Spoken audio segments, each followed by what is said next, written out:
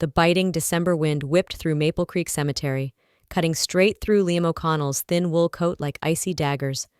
He barely registered the cold. Nothing could touch the Arctic freeze that had settled deep in his bones since Chloe was stolen from him.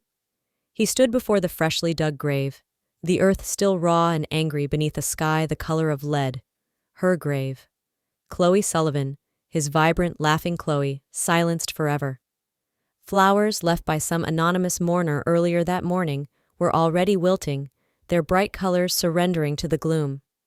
Liam reached out, his trembling fingers brushing the cold, smooth granite of the headstone. Chloe Sullivan, beloved fiancée. As if he could somehow feel her warmth, her life, just one last time. Chloe, he whispered, his voice a ragged tear in the graveyard's oppressive silence. A strangled sob caught in his throat, raw and painful. He forced the words out, a vow spoken to the wind and the dead. I'll find him, Chloe, the monster who did this. I swear on your memory, I'll make him pay. Tears tracked hot paths down his frozen cheeks as he sank to his knees, the damp earth soaking through his trousers. The air felt thick, heavy, each breath a struggle, each second here a fresh wave of torture. Why? He choked out, his gaze fixed on the name carved into the unforgiving stone. God, Chloe, I miss you so much. It hurts to breathe. A sharp crunch of gravel snapped behind him. Liam's head shot up, his heart leaping into his throat with a jolt of adrenaline and fear. He scrambled to his feet, wiping furiously at his eyes, spinning around. A tall figure stood silhouetted against the pale light, a man in a long, dark overcoat, his face stern, impassive, like features carved from granite. He stared at Liam with an unnerving intensity. Liam O'Connell? The stranger's voice was cold, professional, devoid of any emotion. Liam hesitated, suspicion instantly clouding his grief-stricken features. He straightened his shoulders, trying to regain some composure. Yeah, that's me. Who are you? The man flashed a badge. Detective Marcus Bellwether, City PD. Liam's mind raced. A detective? Here? A flicker of desperate hope ignited within him. Did you find something? About who killed Chloe? He took an eager step forward, clinging to the possibility. But Bellwether didn't answer immediately. Instead, he closed the distance between them, his eyes narrowing, his voice hardening into something sharp and accusatory. Mr. O'Connell, he said, the words hitting Liam like physical blows. You're under arrest for the murder of Chloe Sullivan. What? The world tilted, the gray sky spinning. Liam staggered back as if struck. Shock and blinding rage contorted his face. What the hell are you talking about? That's insane! It's a mistake! I loved her! I wouldn't… Bellwether gave a curt nod to two uniformed officers who had materialized silently nearby. Before Liam could fully process the nightmare unfolding, strong hands seized his arms, forcing them behind his back. The cold, metallic click of handcuffs echoed sickeningly in the graveyard silence. Get these off me! Liam roared, struggling futilely against their grip. I'm her fiancé. I loved her. You loved her? Bellwether tilted his head, a predator assessing its prey. Then why, Mr. O'Connell, does all the evidence point directly at you?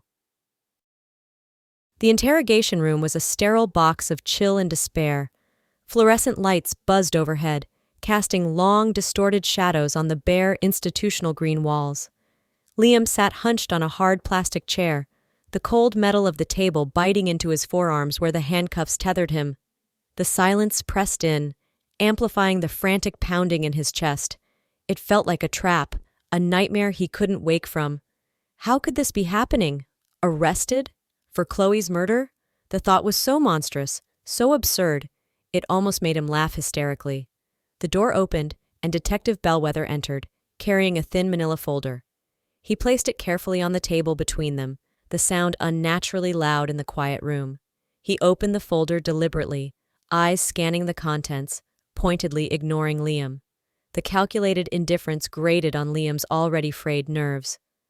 Can you please explain what this circus is all about? Liam finally burst out, slamming his cuffed hands down on the table, the metal rattling sharply. The pain barely registered through the fog of disbelief and fury.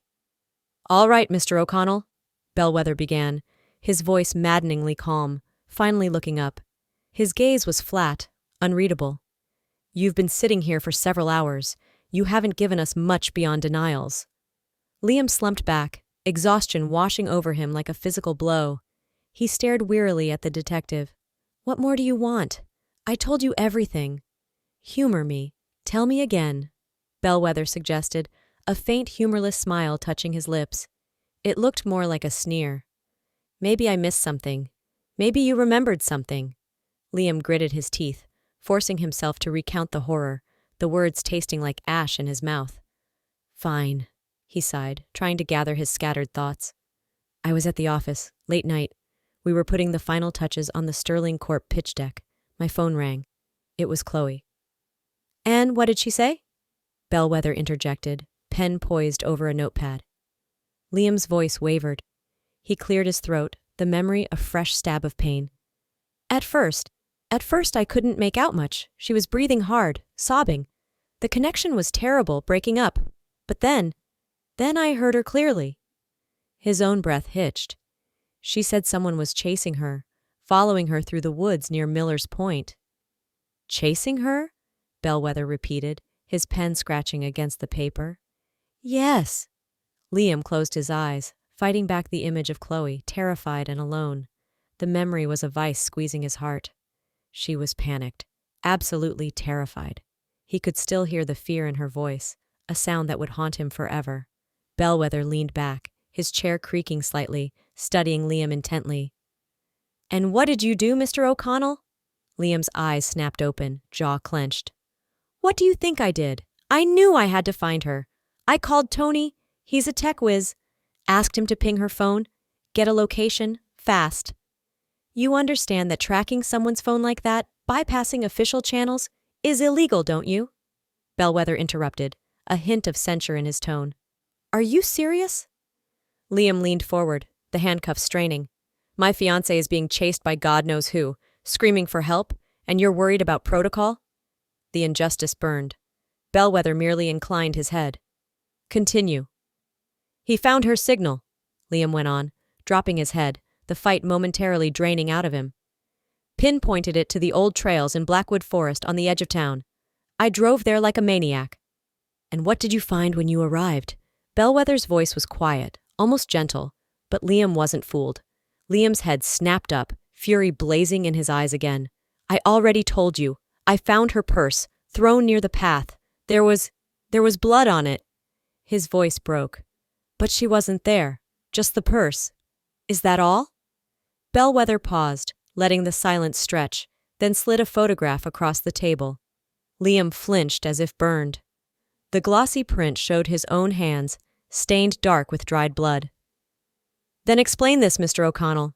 Explain why your hands were covered in Chloe Sullivan's blood." Liam stared at the photograph, his stomach churning. The image was damning, ripped brutally out of context. He felt the blood drain from his face, replaced by a hot flush of anger and frustration. "Because I picked up her purse?" he insisted, his voice rising despite his efforts to stay calm. "I told you! The blood was on the purse! I was checking it, looking for her, for anything!" He shoved the photo back across the table, unable to look at it any longer. Bellwether calmly retrieved the photograph, his expression unreadable. "Mr. O'Connell," he said, his tone shifting, becoming deceptively casual, "did you know we have other statements? Conflicting information?" "Other statements? What are you talking about?" Liam demanded, irritation sharpening his voice. This felt like a game, a twisted manipulation, and he was losing. "Victor Sterling, Chloe's stepfather," Bellwether supplied, watching Liam closely. "He told us things have been tense between you and Chloe lately. Frequent arguments. He mentioned you suspected her of seeing someone else." "What? That's garbage?" Liam gaped at the detective, utterly bewildered. "Victor? Why would Victor say that? Sure, they'd had disagreements, like any couple planning a wedding, stress getting the better of them sometimes, but infidelity? Never. He trusted Chloe implicitly. Victor's lying. We were happy. Stressed maybe, but happy." "Maybe you saw something out there in the woods, Mr. O'Connell," Bellwether pressed on, ignoring Liam's denial, his voice smooth as venom. "Something that finally pushed you over the edge?" Maybe you found her. With another man? Liam let out a short, harsh laugh, devoid of any humor. It was a sound of pure disbelief. Are you actually serious right now? I loved her. I would have done anything for her, died for her.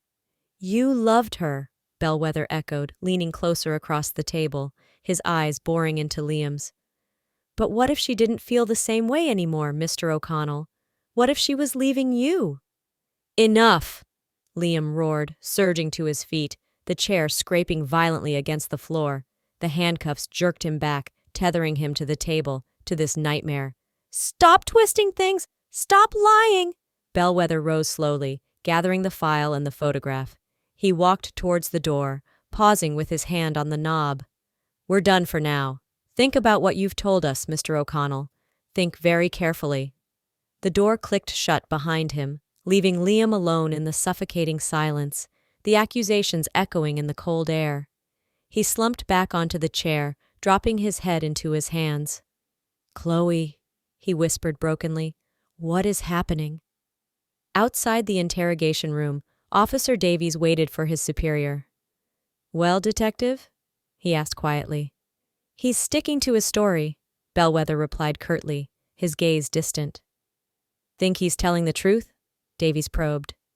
Bellwether hesitated, looking back towards the closed door. Maybe, he conceded after a moment. But something doesn't add up. Why no signs of a struggle in the woods if she was being chased? Why call him and not 911? He sighed, rubbing his temples. It's all circumstantial right now. So, what's the play? We need something solid, Bellwether said, a weary edge to his voice. He had a feeling Victor Sterling knew more than he was letting on. Keep digging, and keep an eye on Sterling. He had a bad feeling about the smooth-talking stepfather, a feeling that this case was far from simple. Detective Bellwether strode down the polished hallway of the precinct, the file on the O'Connell case feeling heavier than usual under his arm. He was heading back to his desk when a smooth, familiar voice cut through the low hum of the station. Detective Bellwether? A moment, if you please? Bellwether stopped, turning. Leaning against the doorframe of a vacant office was Victor Sterling, immaculate in a tailored charcoal suit that probably cost more than Bellwether's monthly salary. Sterling, Chloe Sullivan's stepfather. His expression was carefully composed, a mask of dignified grief, but his eyes held a glint of sharp, calculating intelligence. And something else. Tension. Mr. Sterling, Bellwether acknowledged with a curt, professional nod. Sterling pushed himself off the doorframe and approached, extending a manicured hand. His handshake was firm, cool. How are things progressing, Detective? Any news? Bellwether glanced quickly down the hall, ensuring they weren't being obviously observed. He took Sterling's hand briefly. Everything's proceeding as discussed, Mr. Sterling, he replied, his voice low and even. A small, satisfied smile touched Sterling's lips as he withdrew his hand, tucking it into his pocket. Excellent. I knew I could count on your discretion and your efficiency. We aim to see justice served, Bellwether stated, the words feeling like cardboard in his mouth. For a beat, an uncomfortable silence hung between them, charged with unspoken agreements. Sterling leaned in slightly, lowering his voice further, the mask of grief momentarily slipping to reveal the ice beneath. I want him put away, Detective. For a long, long time. That animal. He destroyed my family. He took my Chloe. The venom in his tone was palpable, yet strangely detached from genuine sorrow. He needs to answer for what he did. Bellwether felt a flicker of unease, a tightening in his gut, but kept his face impassive. This was dirtier than he liked, but the promised payoff was substantial. We're building a strong case, Mr. Sterling. The evidence we have, combined with your testimony regarding their volatile relationship, it paints a clear picture for the DA. Sterling studied Bellwether intently for a moment, as if gauging his sincerity, his reliability. You understand the personal risk I'm taking? He murmured, his voice barely above a whisper. If anyone were to find out about our arrangement, it could be disastrous. For both of us. A thin, cynical smile touched Bellwether's lips. No one will find out, Mr. Sterling. You trust my methods. I trust your generosity. It's a mutually beneficial understanding. Sterling straightened up, adjusting his tie, the mask firmly back in place. Good. Very good. I trust you won't disappoint me. He made a move to leave, but Bellwether stopped him. Mr. Sterling? Sterling paused, turning back, one eyebrow slightly raised. Yes, detective? These investigations, they incur certain unforeseen expenses, Bellwether said smoothly, his gaze level. Contingencies, you understand. Ensuring a smooth process requires adequate resources. Sterling's eyes narrowed almost imperceptibly. He hesitated for a fraction of a second, then stepped closer again. I believe I made my position on rewarding diligence quite clear, detective, he replied, his voice dropping to a conspiratorial whisper. Deliver the result I expect, and you will find my gratitude substantial. You know I always settle my debts. Bellwether gave a slight nod. Understood. As Sterling walked away, his expensive shoes clicking softly on the linoleum, Officer Davies appeared at Bellwether's elbow. That was Sterling, wasn't it? Yeah, Bellwether confirmed curtly, opening the O'Connell file again, avoiding Davies's questioning gaze. What did he want? Bellwether glanced up, then quickly looked back down at the papers, feigning preoccupation. Just checking on the progress. Anxious for closure, naturally. Davies snorted softly. Closure? Or making sure we're pinning it on the guy he wants pinned? Bellwether didn't reply immediately. His eyes landed on the photo of Liam O'Connell's blood-stained hands. That's Sterling. He's too calm, Davies mused, leaning against the wall. Too composed for a man whose stepdaughter was just brutally murdered. Doesn't sit right, does it? No, Bellwether admitted quietly. It doesn't. He closed the file with a snap. Keep digging into Sterling's financials, Davies. Discreetly. See if anything unusual pops up around the time Chloe Sullivan disappeared. You got it, boss, Davies said, pushing off the wall. Playing both sides, are we? Bellwether just gave him a look. He knew this was a dangerous game, playing Sterling while secretly investigating him. But something stank about this whole setup, and if Sterling was playing him, he needed leverage. The promised reward was tempting, but his gut screamed that Victor Sterling was hiding something far darker than just grief. The courtroom air crackled with tension, thick with whispers and morbid curiosity. Every seat was filled, a morbid gallery assembled to witness Liam O'Connell's fate. Friends, family loyalties fractured, reporters scribbling furiously, strangers hungry for drama. Liam felt their eyes on him as guards led him in, the clink of his shackles echoing the finality he felt closing in. His face was pale, gaunt, dark circles etched under eyes that held a mixture of exhaustion and hunted desperation. A dark red chafe mark circled his neck where the cheap prison-issue shirt collar rubbed raw, a constant, irritating reminder of his confinement. He scanned the front row. His mother sat ramrod straight, her hands clenched white-knuckled in her lap, her face a brittle mask threatening to shatter. Beside her, Julia, Chloe's best friend, looked torn, her expression a painful blend of doubt and remembered affection. Tony, his own loyal friend, sat grim-faced next to her, his jaw tight with anger. All rise! The bailiff's voice boomed. The judge swept in, black robes flowing, settling into the high-backed chair like a figure of implacable judgment. Court is now in session.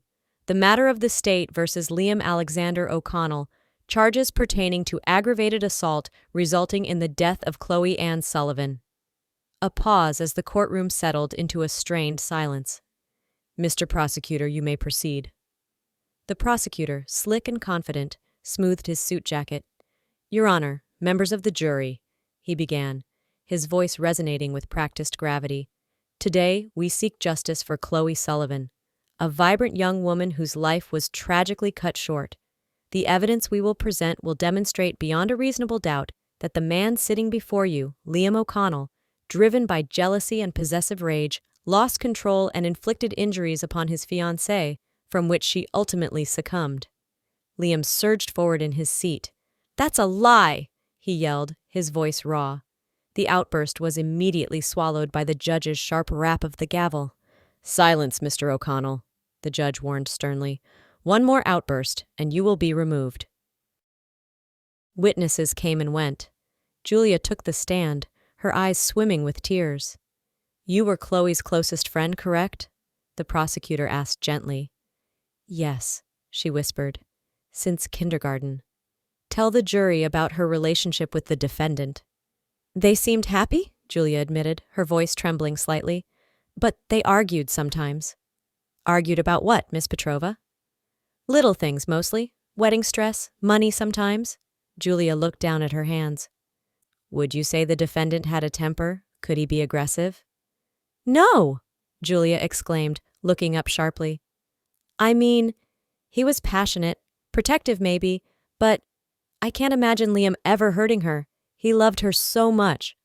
The prosecutor nodded slowly, as if her words confirmed his narrative of obsessive love turned deadly. "Thank you, Miss Petrova. No further questions." Liam's public defender did his best, questioning Julia briefly. "Miss Petrova, did you ever witness Mr. O'Connell raise his hand to Chloe?" "Never." "Were you aware of anyone else who might have wished Chloe harm? Anyone threatening her?" Julia hesitated. "No," she finally said softly. "Not that she told me." The trial dragged on, a blur of circumstantial evidence. Liam's presence near the woods, the frantic phone call interpreted as a setup, the blood on his hands, Victor Sterling's damning testimony about Liam's supposed jealousy and possessiveness, painting him as unstable. Finally, the jury returned. The air solidified. Liam held his breath. The foreman stood, avoided Liam's desperate gaze. "On the charge of aggravated manslaughter, we find the defendant guilty." A strangled cry ripped from Liam's mother. She shot to her feet, hand clamped over her mouth, but racking sobs escaped. "No, my boy!" "It can't be," Julia whispered, grabbing Tony's arm, her face ashen. "Liam wouldn't. Not over jealousy." The judge sentenced him quickly. 7 years. 7 years for a crime he didn't commit. As guards clamped down on his arms, pulling him towards the door, Liam's eyes desperately sought his mother's. "Mom, I didn't do it! You have to believe me! Mom!" Her face crumpled, words lost in tears. The heavy door slammed shut behind him, sealing his fate. His mother collapsed onto the bench, her cries echoing in the emptying courtroom. In the hallway, Julia wept openly. "I don't believe it, Tony. I just don't." "He didn't do it," Tony said, his voice hard, conviction burning in his eyes. "The evidence—" "Evidence? Or a setup?" Tony interrupted fiercely, looking at her sharply. "Think about it, Julia. Doesn't Sterling seem just a little too quick to point the finger? A little too helpful to the cops?" Julia stared at him, bewildered. "You think Sterling framed him?" "Do you really believe Liam killed Chloe?" Tony demanded. Julia faltered, uncertainty warring with the horrifying verdict. She didn't know what to believe anymore. The prison transport bus, windows covered in thick metal grates, rumbled towards the imposing gates of Statesville Penitentiary. Liam stared out, the passing landscape blurred and distorted, mirroring the twisted unreality of his life. 7 years. The judge's words echoed relentlessly in his skull. 7 years in this concrete hell. The bus lurched to a stop, the hydraulic hiss of the doors opening sounding like a final sigh of lost hope. Inside, the air was thick with the smell of disinfectant, stale sweat, and simmering aggression. Cold concrete walls seemed to press in, echoing with the clang of distant gates and harsh shouts. Fear, cold and sharp, coiled in Liam's stomach. He hadn't taken more than a few steps down the processing line before a bored-looking guard with mirrored sunglasses barked instructions.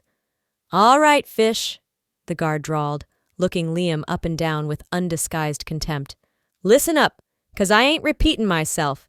In here, you're nobody, less than nobody. Keep your head down, mouth shut, do what you're told. Maybe, just maybe, you'll walk out of here in one piece. Got it?"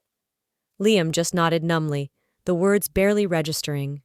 He was stripped, searched, issued drab gray overalls, and finally led to his cell block. The heavy steel door slid open with a deafening clang, revealing a cramped space occupied by 2 other inmates. One was huge, heavily tattooed, probably in his late 40s, with eyes like chips of flint. The other was wiry, younger, with a perpetually sullen expression and restless eyes. The big one looked up from his bunk, a slow, predatory grin spreading across his face. Well, well, look what the cat dragged in. Fresh meat. He swung his legs over the side of the bunk, his sheer bulk seeming to fill the small cell. Name? Liam hesitated, dropping his gaze to the grimy floor. The air felt heavy, charged with unspoken menace. Rule number 1, fish, the wiry one chimed in, leaning against the wall, arms crossed. When someone asks your name, you answer. Show some respect. Liam, he mumbled, his voice barely audible. Liam O'Connell. Liam, the big one repeated, savoring the name. He stood up, towering over Liam. All right, Liam, I'm Mason. Folks call me Mace. He jerked his thumb towards the other inmate. That there is Marcus. Now you gotta understand something. This ain't college. You don't just keep to yourself. You earn your spot. You show us what you're made of. Mace stepped closer, invading Liam's personal space. Liam could smell stale cigarette smoke and unwashed body odor. Liam felt his heart hammer against his ribs, but he fought to keep the fear from showing on his face. He instinctively took a small step back. Look, I just want to do my time, he said, trying to keep his voice steady. Stay out of trouble. Oh, we just want to make sure you know the rules, Liam, Mace sneered, his eyes narrowing. Suddenly, his fist shot out, a blindingly fast jab to Liam's side. Air exploded from Liam's lungs as he doubled over, gasping. Stars danced behind his eyes. Hey, Mace, ease up, Marcus chuckled, though there was no real concern in his voice. He just got here. So? Mace retorted, grabbing a fistful of Liam's overalls. Needs to learn quick. Rules are rules. He shoved Liam hard against the cold concrete wall. The impact jarred his teeth. Liam slid down the wall, landing heavily on the floor, struggling to breathe. Get off me, Liam choked out, the words barely a whisper.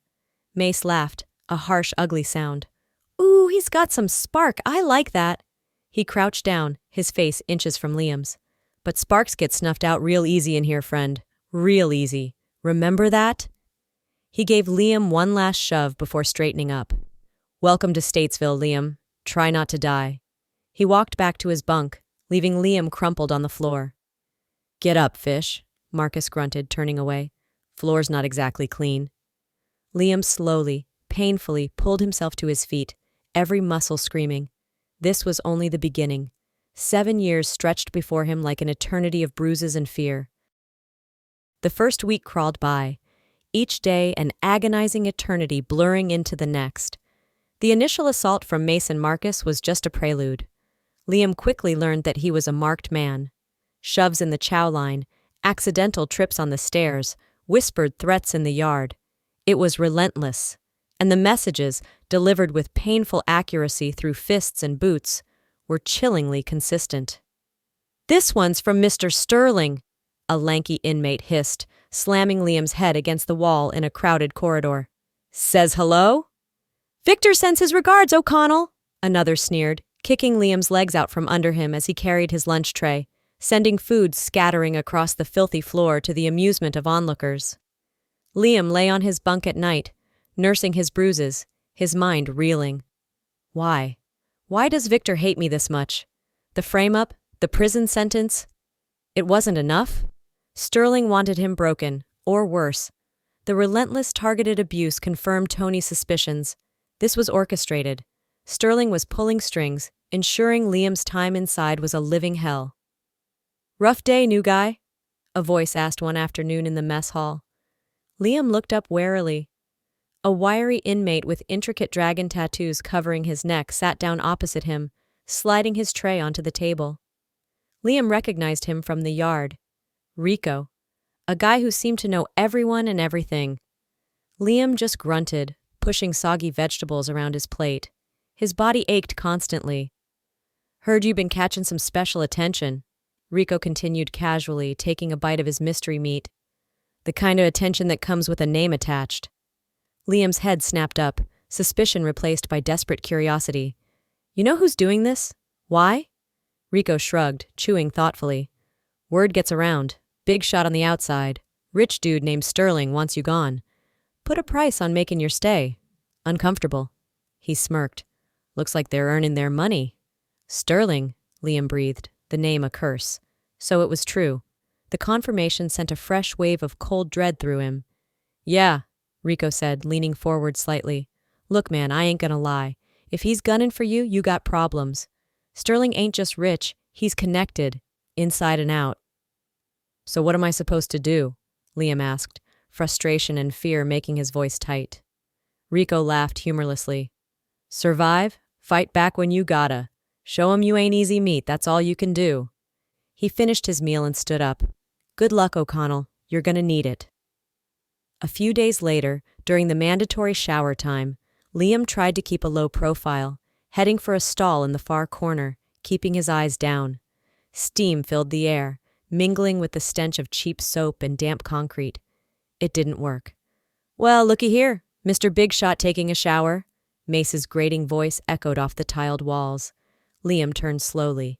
Mace stood there, flanked by Marcus and two other menacing figures, blocking his path. A sick feeling washed over Liam. This was it. "Leave me alone, Mace," Liam said, trying to project a calm he didn't feel. "Oh, getting brave now, huh?" Mace sneered, stepping closer. Before Liam could react, a searing pain exploded in his back. He gasped, staggering forward as someone behind him drove something sharp between his ribs. Blood bloomed hot and wet against his skin. He stumbled, his vision blurring, knees buckling as more blows rained down on him. Fists, elbows, kicks landing on his sides, his head. He hit the slick, tiled floor hard, the impact knocking the wind out of him. Water mixed with his own blood swirled around him. "What the hell is going on here?" A commanding voice cut through the chaos. A senior guard, a shot caller, respected by inmates and feared by most, pushed through the gathering crowd. Mace and his crew instantly backed off, trying to melt into the steam. "Break it up! Move!" the guard ordered, shoving inmates aside. He reached Liam, kneeling beside him. Blood pooled rapidly on the white tiles. "Damn it! He's bleeding out! Medics, now!" He grabbed Liam under the arms. "Hang on, kid. Just hang on." Liam's vision tunneled, the sounds fading, the shot caller's face swimming above him before everything went black. Liam drifted in and out of consciousness, dimly aware of movement, urgent voices, the sharp metallic smell of blood. He remembered being lifted, carried, the jarring pain with every step. Then, blessed darkness. When he finally opened his eyes, the harsh fluorescent lights were replaced by the softer glow of a bedside lamp. He was in a small, clean room, the prison infirmary. The air smelled of antiseptic and gauze. A kind-faced older woman in medical scrubs was checking his IV drip. "Well, hello there. Welcome back to the land of the living," she said gently, adjusting her glasses. "I'm Dr. Evelyn Reed. You gave us quite a scare, Mr. O'Connell." "What happened?" Liam rasped, his throat dry, his side throbbing with a deep, insistent ache. "Someone decided you'd look better with an extra hole in your side," Dr. Reed said grimly, making a note on his chart. "Nasty shiv wound. Punctured lung, nicked an artery. You lost a lot of blood. Lucky that guard found you when he did. You're one stubborn man." Liam spent nearly 3 weeks recovering in the infirmary. It was a strange oasis of quiet in the brutal landscape of Statesville. No threats, no beatings, just the rhythmic beep of monitors, the low murmur of the doctor's voice, and the endless, sterile white walls. It gave him time to think, time for the physical wounds to start closing, even as the emotional ones festered. The targeted violence, Sterling's chilling reach even inside these walls, solidified his resolve. He wouldn't just survive. He would find a way to prove his innocence, expose Sterling, and reclaim his life. Chloe deserved justice, and he was the only one left to fight for it. But the respite was temporary. Dr. Reed eventually signed his release papers. "Medically stable," she declared, though her eyes held a hint of pity. "We've done all we can here. Try to stay out of trouble, Mr. O'Connell. I'd rather not see you back on my table." Returning to the general population felt like stepping back into the lion's den. The guards, perhaps alerted by the severity of the attack, or maybe just for bureaucratic reasons, had moved him to a different cell block, away from Mace. But the prison grapevine was efficient. Everyone knew who he was, who wanted him hurt. The air still crackled with potential violence. His new cellmate, Marcus, the wiry one who had been with Mace during the initial welcome, regarded him with wary contempt. The truce, if there ever was one, was clearly over. A few days after Liam's return, Marcus decided to test the waters again. "So, Scarface," Marcus sneered one evening, blocking Liam's path as he headed for his bunk. "Thought that little piggyback ride to the infirmary taught you some manners. Guess not. Still think you're better than us." Liam stopped. He was tired, aching, but the weeks of quiet determination had forged something new inside him, a core of cold steel. He looked Marcus dead in the eye. He knew showing weakness now would be a death sentence. Without a word, Liam moved. Faster than Marcus expected, he slammed his palm into Marcus's chest, shoving him hard against the bars of the cell door. He pressed his forearm against Marcus's throat, pinning him there. "Listen to me," Liam growled, his voice low and dangerous, fueled by years of suppressed rage and injustice. "You come near me again, you touch me again, you even breathe wrong in my direction, and they'll be scraping you off the floor. Understand?" Marcus's eyes widened in surprise and fear, choking slightly under the pressure. He scrabbled uselessly at Liam's arm. The raw intensity, the unexpected ferocity in Liam's eyes, clearly unnerved him. "Yeah, okay, man, I get it. Let go," Marcus gasped out. Liam held him there a moment longer, letting the threat sink in, then abruptly released him. Marcus stumbled back, rubbing his throat, breathing heavily. He shot Liam a look mixed with hatred and newfound respect, then retreated to his own bunk without another word. A fragile, dangerous boundary had been drawn. Liam knew it wouldn't solve all his problems, but it was a start. He wouldn't be easy prey anymore. The uneasy quiet in the cell lasted only a few days. Liam slept lightly, always alert, the attack in the showers a constant, chilling reminder of his vulnerability. One night, exhaustion finally claimed him, pulling him into a restless, dream-filled, sleep-fragmented images of Chloe laughing, the cold granite of her headstone, Sterling's mocking smile. He surfaced abruptly, jolted awake by a sudden pressure, a smothering weight. Darkness. He couldn't breathe. Panic seized him as he realized a pillow was being pressed hard over his face, cutting off his air supply. He thrashed wildly, clawing at the suffocating fabric, his lungs burning. Through the muffled pressure, he heard Marcus's vicious whisper, "Payback time, O'Connell. Sterling sends his final regards." Liam's vision started to dim, black spots dancing before his eyes.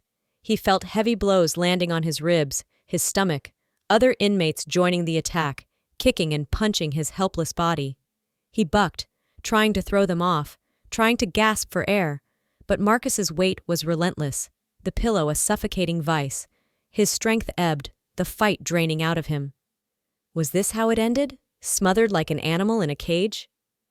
Just as consciousness began to slip away, a shout pierced the fog. "Hey! What the hell's going on in there?" The cell door crashed open, light flooding the small space. Guards poured in, instantly assessing the scene. "Get off him! Now!" Hands roughly pulled Marcus and the other attackers away.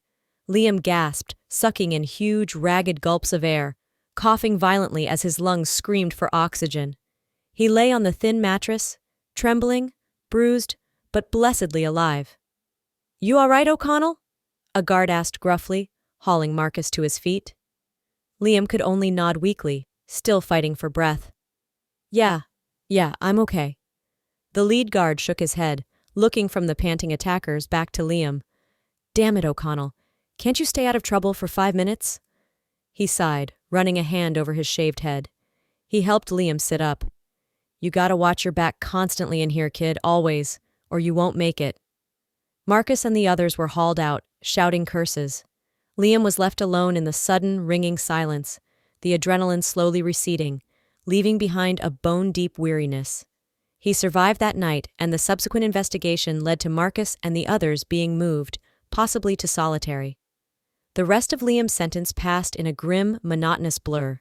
He kept his head down, worked out relentlessly, fueled by anger and the burning need for justice. He learned the prison rhythms, avoided unnecessary conflict, but never let anyone mistake his quietness for weakness again. The memory of Chloe, the injustice done to her and to him, was his shield and his driving force. Then, one gray morning, 7 eternities later, it was over. The final gate clanged shut behind him. Liam stood outside Statesville, blinking in the unfamiliar sunlight, breathing air that didn't taste of despair and confinement. Freedom. It felt strange, alien. He took a deep breath, the first truly free breath in 7 years. His clothes felt loose, his body scarred but harder. His eyes, however, held a haunted look that hadn't been there before. He had one destination, one pilgrimage to make before he could even think about rebuilding his shattered life. He needed to see Chloe. He hailed the first taxi he saw. "Maple Creek Cemetery," he told the driver, his voice rough from disuse. "And step on it." Maple Creek Cemetery was just as he remembered. Quiet, melancholic, rows of stones standing like silent sentinels under a gray, overcast sky. The 7 years in prison melted away as Liam walked the familiar path, the old grief washing over him, raw and immediate. He found her grave, the granite headstone weathered slightly, but the inscription still sharp. Chloe Sullivan, beloved fiancée. He reached out, his fingers tracing the cold letters of her name, the ache in his chest a familiar hollow pain. He closed his eyes, lost in memory, when a small, clear voice broke the silence. "She's not really in there, you know." Liam froze. He opened his eyes, turning slowly. Standing a few yards away was a young boy, maybe 8 or 9 years old, bundled in a puffy jacket and jeans. He had bright, curious eyes and an air of unshakable confidence. "What did you say?" Liam asked, confused, thrown off balance by the boy's sudden appearance and bizarre statement. "That lady," the boy said, nodding towards Chloe's grave matter-of-factly. "She doesn't live there anymore, but I know where she is." Liam stared, completely bewildered. Was this some kind of cruel prank? Or was the kid just strange? I don't understand," he stammered, trying to process the boy's words. This couldn't be real. "She lives near here now," the boy continued, unfazed by Liam's confusion. He took a step closer, holding out a small, mittened hand. "Come on, I'll show you." Liam hesitated, his mind reeling. The boy's certainty was unnerving, almost hypnotic. It was insane, impossible. Yet, something in the boy's earnest gaze, some desperate, irrational flicker of hope Liam hadn't dared acknowledge, made him move. He didn't take the boy's hand, but he fell into step beside him. "Wait," Liam said, trying to regain control of the surreal situation. "Who are you talking about? Who is this lady?" "The one from the picture on the stone," the boy replied simply, as if it were the most obvious thing in the world. "Your fiancé?" He tilted his head, questioning. Liam's heart hammered against his ribs. He felt dizzy, disoriented. "Chloe," he whispered, the name catching in his throat. "Her name is Chloe." The boy nodded thoughtfully. "She's pretty," he observed. "My name's Max," he added, offering a gap-toothed grin. "What's yours?" "Liam," he answered automatically, his thoughts racing. This was crazy, utterly insane. Yet he kept walking, following the small figure weaving through the headstones towards the cemetery's edge. "Max, how do you end up spending time in a cemetery?" he asked, trying to steer the conversation towards something vaguely normal. Max shrugged. "I live nearby. It's quiet here. Lots of stories." He seemed completely at ease among the graves. Liam couldn't fathom it. Everything felt dreamlike, unreal. They reached the old wrought iron fence that bordered the cemetery. Beyond it loomed a large, imposing brick building surrounded by a high wall topped with security wire. It looked institutional, forbidding. The Maple Creek Sanitarium. Liam had driven past it countless times, always with a slight shudder. "Look," Max said, pointing towards a slight gap between the heavy main gates. "There she is. See? You're Chloe?" Liam's breath hitched. His legs felt weak. Trembling, he moved towards the gate, pressing his face close to the cold iron bars, peering through the narrow opening. His heart stopped. Then it slammed against his ribs with painful force. Sitting on a wooden bench on the meticulously kept lawn inside the sanitarium grounds was Chloe. Older, yes, thinner. Her vibrant spark dimmed, her eyes vacant, staring blankly ahead. But it was her. Alive. Impossibly, terrifyingly alive. "But how?" Liam choked out, gripping the bars, his knuckles white. His world wasn't just tilted anymore. It had shattered into a million unrecognizable pieces. Chloe was alive. But she was here, in a mental institution. Why? Mom says sometimes people get put in places like this even when they're not sick, Max said, his young voice filled with a strange, simple wisdom. And then the medicine makes them like vegetables. He kicked at a loose stone on the path. Was your Chloe sick before? Liam felt like he was drowning. He couldn't process it. Healthy? Chloe had been vibrant, full of life. Sick? No. But trapped, drugged, hidden away? His mind raced, connecting dots he hadn't even known existed. Sterling, the fake death, the frame-up. It all clicked into place with horrifying clarity. Sterling hadn't just wanted him out of the way. He'd wanted Chloe gone too, but not dead. Hidden. Controlled. Why? Inheritance? Silencing her? Max, Liam said urgently, turning from the gate, his voice trembling. Your mom, does she work here? Max nodded brightly. Yeah, she's a nurse. Sometimes I come wait for her after school. Liam felt a surge of desperate hope. A nurse, someone on the inside. Max, he pleaded, crouching down to the boy's level. Can I talk to her? Please, I need to understand. Max beamed. Sure. Her shift ends in like an hour. We can wait right here. He plopped down unceremoniously on a low stone wall near the sanitarium gate, kicking his heels against the weathered surface. Liam sank down beside him, his mind a chaotic storm of shock, grief, anger, and a terrifying, fragile hope. Chloe was alive. The thought reverberated through him, shaking the foundations of the nightmare he'd lived for 7 years. Alive, but trapped. A prisoner in a different kind of hell. Max chattered away, oblivious to the turmoil raging inside Liam, telling stories about school pranks, his favorite video games, the stray cat he fed near the clinic's back entrance. Liam listened with half an ear, his gaze fixed on the imposing gates, his thoughts consumed by the impossible reality of Chloe just yards away, lost in a medicated fog. He replayed the scene at the grave, Bellwether's accusations, Sterling's smooth lies, the trial, the relentless torment in prison. It wasn't just a frame-up, it was a monstrously calculated plot to erase them both. He remembered Olivia's words. Sometimes people get put in places like this even when they're not sick. The medicine makes them like vegetables. Bile rose in his throat.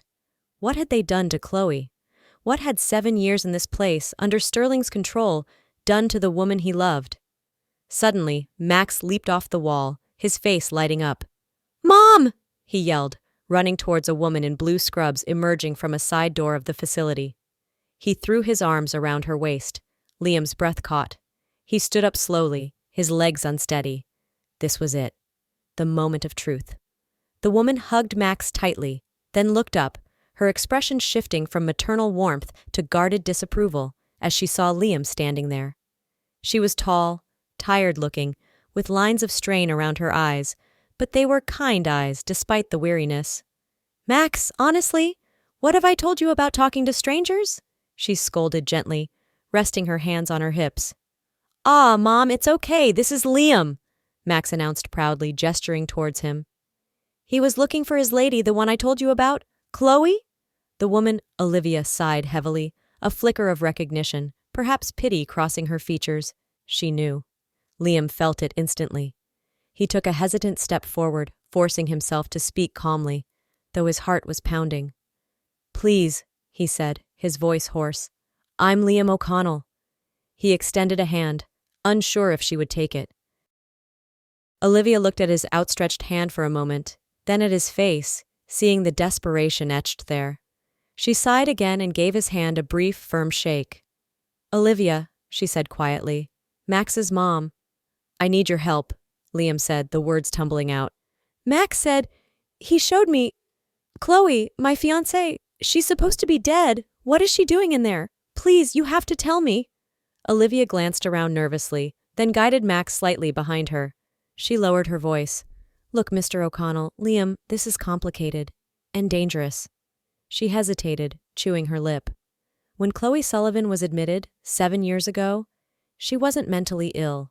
Disoriented, maybe drugged, but physically healthy. I was on duty. I remember her. Liam's blood ran cold. Then why is she still here? Why is she like that? Olivia looked away towards the imposing building. Standard procedure for certain sensitive cases. Heavy sedatives, mood regulators. Over time, even a healthy mind can shut down. She wrung her hands. Look, it's not right, but things happen here. Rumor has it our chief administrator takes incentives to keep certain patients quiet, cooperative, and off the radar, especially when a powerful family member requests it. Sterling, Liam breathed, the name tasting like poison. Victor Sterling, her stepfather. Olivia nodded grimly. He's the only one listed on her approved visitor list, the only one with any legal say over her care. He pays the bills privately, very generously. The pieces slammed together with brutal force. Sterling had faked Chloe's death, framed Liam for it, and then locked Chloe away here, slowly destroying her mind with drugs, all under the guise of care. Likely for money, her inheritance perhaps, or just pure malevolent control. Rage, cold and pure, surged through Liam. Can I see her? Can I talk to her? He pleaded. Olivia shook her head sadly. Absolutely not. No visitors except Sterling. Strict orders. They'd call security, maybe worse, especially if they knew who you were. She looked at him with genuine sympathy. I heard about your case, Mr. O'Connell. Read it in the papers back then. I always wondered. He framed me, Liam stated flatly, the reality stark and ugly. He put me in prison for 7 years while he had her locked away in here, turning her into... He couldn't finish the sentence. I suspected as much, Olivia murmured. I'm sorry. Truly. Thank you, Liam said, his voice thick with emotion. He finally had confirmation. The truth was worse than he could have imagined, but now he knew. And knowing meant he could fight. Thank you, Olivia. You have no idea what this means. He looked towards the sanitarium gates, his jaw hardening with grim determination. Now I know what I have to do. Liam left Olivia and Max at the sanitarium gates, his mind a whirlwind of fury and resolve. He walked blindly for blocks, the confirmation of Sterling's monstrous betrayal churning in his gut. He needed backup. He needed Tony. He found a payphone, his own cell long deactivated, and dialed the number he knew by heart. Tony picked up on the third ring. Yeah? Tony, it's me. Liam. Silence, then an explosion of sound. Liam, holy crap, man, where are you? Are you out? Are you okay? I'm out. Okay, can I come over? I need to talk to you. It's about Chloe. Chloe? Tony sounded confused. Yeah, man, of course. Come over now. Tony's apartment was a welcome island of normalcy in Liam's chaotic world. Tony threw the door open, pulling him into a rough hug. Damn, it's good to see you, man. You look rough. What's going on? He steered Liam inside, grabbing beers from the fridge. Liam sank onto the couch, the exhaustion of the past 7 years settling deep into his bones. He took a long pull from the beer, then set it down, unable to delay any longer. Tony, Chloe's alive. Tony choked on his beer, sputtering. What? Alive? Liam, what are you talking about? We went to her funeral. Liam quickly recounted the story. The cemetery, Max, the sanitarium, Olivia's confirmation. He saw the disbelief warring with shock on Tony's face. Sterling faked her death, Tony. He framed me, put me away, and locked her up in that hellhole, drugging her into oblivion. Tony stared, speechless for a long moment. Then his expression hardened. That son of a bitch, he whispered, slamming his beer down. I knew it. I knew something was off about him. Okay, Liam, what's the plan? How do we get her out? How do we nail Sterling? I'm going to see him, Liam said, his voice cold as ice. Tonight. Whoa, hang on, Tony protested. Confronting him? Is that smart? He's dangerous, Liam. I know, but I need him to slip up. I need proof. Liam pulled out a small, cheap burner phone and a tiny digital recorder he'd bought with the gate money from prison. I'm going to record him. Hours later, Liam stood outside Victor Sterling's opulent mansion, the recorder running silently in his jacket pocket. He rang the bell, steeling himself. A wary security guard eventually let him in, leading him to Sterling's study. Sterling sat behind a massive mahogany desk, swirling brandy in a crystal snifter, a smug, unsurprised look on his face. Ah, Liam, Sterling drawled, gesturing to a chair. Persistent, aren't you? Prison clearly didn't break your spirit. Or perhaps just your common sense? Liam ignored the chair, standing tall. I know, Victor. I know what you did. I know Chloe's alive. I know you put her in that sanitarium. Sterling chuckled, a low, chilling sound. My, quite the detective. And who's going to believe a convicted felon? You think anyone cares about your wild theories? Chloe needed specialized care, long-term. It was for her own good after the trauma you inflicted. He took a sip of brandy, his eyes mocking Liam over the rim of the glass. She's quite content now. Peaceful. Better off, really. You drugged her. You destroyed her mind. Liam spat, fists clenching. Semantics. Sterling waved dismissively. She's safe, provided for, and conveniently unable to contradict the official story. The story that put you exactly where you belonged. He smiled thinly. Checkmate, Liam. Not yet, Liam said quietly, backing towards the door, his hand protectively covering the recorder in his pocket. This isn't over. He went straight from Sterling's mansion to the downtown precinct, asking for Detective Miller, a name Olivia had quietly suggested, known for being straight-laced. Liam laid it all out. The frame-up, Chloe's imprisonment, Sterling's motives, likely financial gain from controlling Chloe's trust fund, and finally played the recording. Sterling hadn't explicitly confessed to murder, but his gloating admission of keeping Chloe drugged and hidden, combined with his reference to the official story that convicted Liam, was damning. Miller listened intently, his expression grim. This changes everything. Falsifying a death, unlawful imprisonment, conspiracy. We'll get warrants. We'll bring him in. Weeks later, after a swift investigation corroborated by financial records, and eventually testimony from a terrified chief administrator at the sanitarium, Victor Sterling was arrested.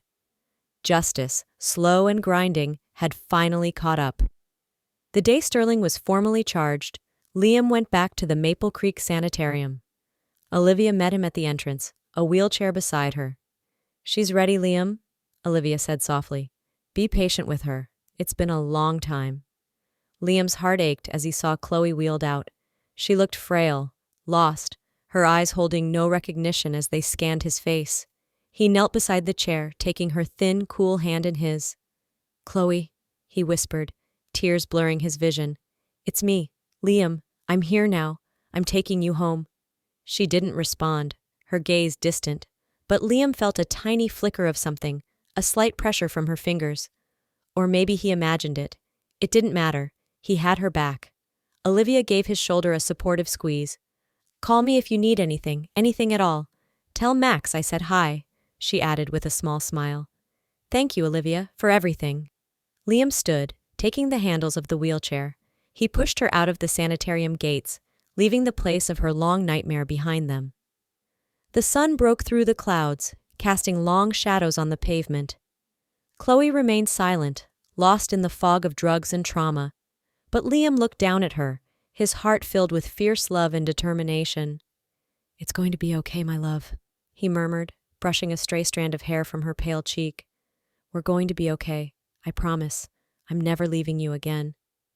The road ahead would be long and difficult, but they were finally free, together.